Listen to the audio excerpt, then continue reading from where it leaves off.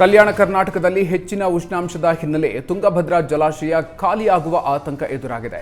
ಕೊಪ್ಪಳ ತಾಲೂಕಿನ ಮುನಿರಾಬಾದ್ ಬಳಿ ಇರುವ ತುಂಗಭದ್ರಾ ಜಲಾಶಯದಲ್ಲಿ ಕೇವಲ 12 ಟಿಎಂಸಿ ನೀರು ಸಂಗ್ರಹ ಇದ್ದು, ಕೊಪ್ಪಳ, ಬಳ್ಳಾರಿ, ರಾಯಚೂರು ಹಾಗೂ ವಿಜಯನಗರ ಜಿಲ್ಲೆಯಲ್ಲಿ ಆತಂಕ ಉಂಟಾಗಿದೆ. 12 ಟಿಎಂಸಿ ನೀರಿನಲ್ಲಿ 2 ಟಿಎಂಸಿ ಜಲಚರಗಳಿಗೆ ಮೀಸಲಿಟ್ಟರೆ ಉಳಿದ 10 ಟಿಎಂಸಿ ನೀರಿನಲ್ಲಿ ಬೆಳೆಗಳಿಗೆ ಕುಡಿಯೋ ನೀರಿಗೆ ನೀರು ಉಳಿಸೋ ಸವಾಲು ಎದುರಾಗಿದೆ.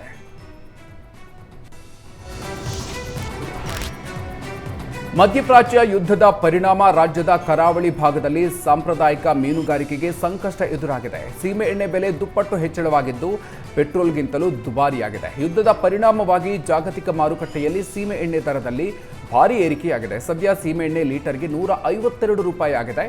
ಸರ್ಕಾರ ಮೀನುಗಾರರಿಗೆ 35 ರೂಪಾಯಿ ಸಬ್ಸಿಡಿ ನೀಡಿ 117 ರೂಪಾಯಿಗೆ ನೀಡುತ್ತಾ ಇದೆ.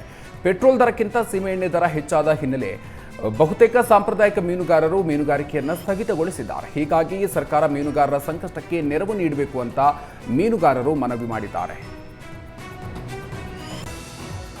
ನಮ್ಮ ಮೀನುಗಾರಿಕೆಯ ನಾಡದೋಣಿಗಳಿಗೆ ಸೀಮೆ ಎಣ್ಣೆಯನ್ನ ವಿತರಿಸುವ ಕುರಿತಂತೆ ಕೆಲವು ಮೀನುಗಾರರು ಈಗಾಗಲೇ ತಮ್ಮ ಮನವಿಯನ್ನ ತೋಡ್ಕೊಂಡಿದ್ದಾರೆ. ಅಂದ್ರೆ ಸೀಮೆ ಎಣ್ಣೆಯ ಒಂದು ದರವು ತುಂಬಾ ಹೆಚ್ಚಾಗಿದ್ದು ಮೀನುಗಾರಿಕೆಗೆ ನಮಗೆಲ್ಲ ಅನುಕೂಲ ಆಗ್ತಿಲ್ಲ ಅಂತ ಹೇಳಿ.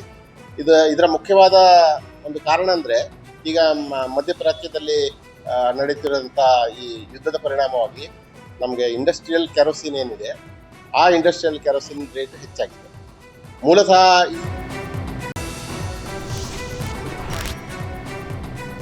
ಹರಿಹರ ವೀರಶೈವ ಲಿಂಗಾಯತ ಪಂಚಮಸಾಲಿ ಪೀಠದ ವಿವಾದ ತಾರಕಕ್ಕೇರಿದೆ. ಪೀಠದಿಂದ ಉಚ್ಚಾಟಿಸಲ್ಪಟ್ಟ ವಚನಾನಂದ ಸ್ವಾಮೀಜಿ ನಾಳೆ ಬಸವ ಜಯಂತಿ ನಿಮಿತ್ತ ಬೃಹತ್ ರಾಜ್ಯ ಸಮಾವೇಶ ನಡೆಸೋದಕ್ಕೆ ನಿರ್ಧರಿಸಿದ್ದಾರೆ. ಆದರೆ ಸಮಾವೇಶಕ್ಕೆ ಅನುಮತಿ ನೀಡದಂತೆ ಟ್ರಸ್ಟಿಗಳು ಪೊಲೀಸ್ ಠಾಣೆ ಮೆಟ್ಟಿಲೇರಿದ್ದಾರೆ. ಏಪ್ರಿಲ್ 13ರಂದು ವಚನಾನಂದ ಶ್ರೀಗಳನ್ನ ಪೀಠದಿಂದ ಉಚ್ಚಾಟಿಸಿದ್ದೀವಿ.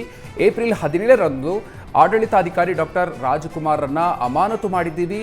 ಪರಮೇಶ್ವರ ಗೌಡ್ರು ಟ್ರಸ್ಟ್ ಅಥವಾ ಸಂಘದಲ್ಲಿ ಯಾವುದೇ ಪದವಿ ಹೊಂದಿಲ್ಲ. ಈ ಮೂವರಿಗೂ ಮಠದಲ್ಲಿ ಕಾರ್ಯಕ್ರಮ ಮಾಡುವ ನೈತಿಕ ಹಕ್ಕು, ಅಧಿಕಾರ ಇಲ್ಲ. ಭಕ್ತರಲ್ಲಿ ಗೊಂದಲ ಸೃಷ್ಟಿಸಿ ಸಮಾಜ ಒಡೆಯುವ ಹುನ್ನಾರ ಇದೆ.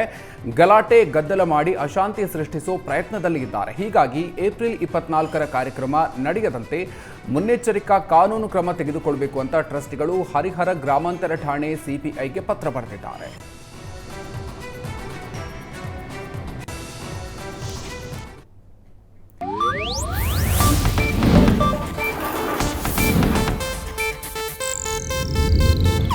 ಇದು ಏಷ್ಯಾನೆಟ್ ನ್ಯೂಸ್ ನೆಟ್ವರ್ಕ್ ಪ್ರಸ್ತುತಿ.